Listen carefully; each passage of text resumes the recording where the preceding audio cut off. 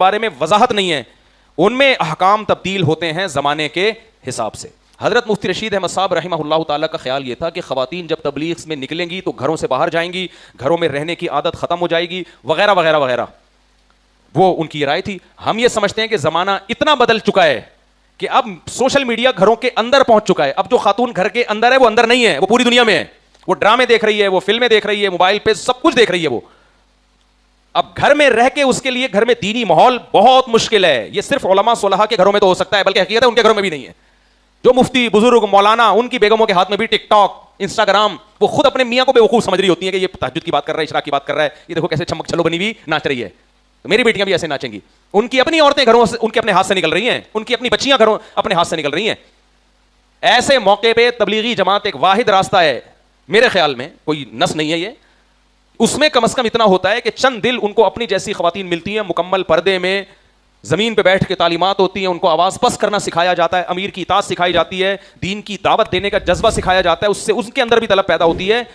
تو اگر حضرت مفتی رشید احمد صاحب کے سامنے یہ سارے دلائل ہوتے تو وہ بھی اپنی بات سے رجوع کرتے. سمجھ میں آ رہی ہے بات؟ اس کی مثال ایسے ہے، نبی کریم صلی اللہ علیہ وسلم کی صحیح حدیث ہے، خواتین کو مسجدوں میں نماز پڑھنے سے مت روکو. ترغیب یہی تھی نبی نے کہ گھر میں نماز پڑھیں.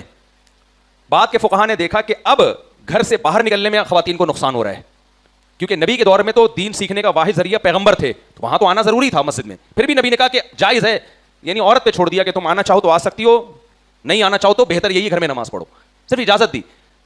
بعد میں فقہا نے دیکھا کہ بھائی اب گھروں میں دین موجود ہے، اور جب فضیلت بھی یہی ہے کہ گھر میں نماز پڑھی جائے، تو مسجد میں جانے میں سوائے بے پردگی کے، کیونکہ خواتین کو جن پابندیوں کے ساتھ مسجد میں جانے کی اجازت دی وہ پابندیوں پہ خواتین عمل نہیں کر رہی، تو سب سے پہلے حضرت عائشہ نے فتویٰ دیا. بخاری میں حضرت عائشہ کا فتویٰ ہے، لو کان النبی رأى ما رأينا لمنع نساءنا كما منعت نساء بنی اسرائیل. اگر نبی ہمارے زمانے کی عورتوں کو دیکھ لیتے، ان کو مسجدوں میں آنے سے ایسے روکتے جیسے بنی اسرائیل کی عورتوں کو روکا گیا.